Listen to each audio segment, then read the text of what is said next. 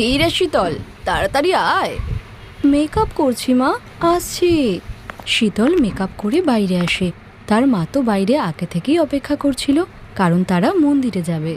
Makeup করতে কত সময় লাগে রে মা? সময় লাগে মা, তুমি বুঝবে না। হ্যাঁ, এখন তো আমি বুড়ি হয়ে গেছি, কি করে বুঝবো?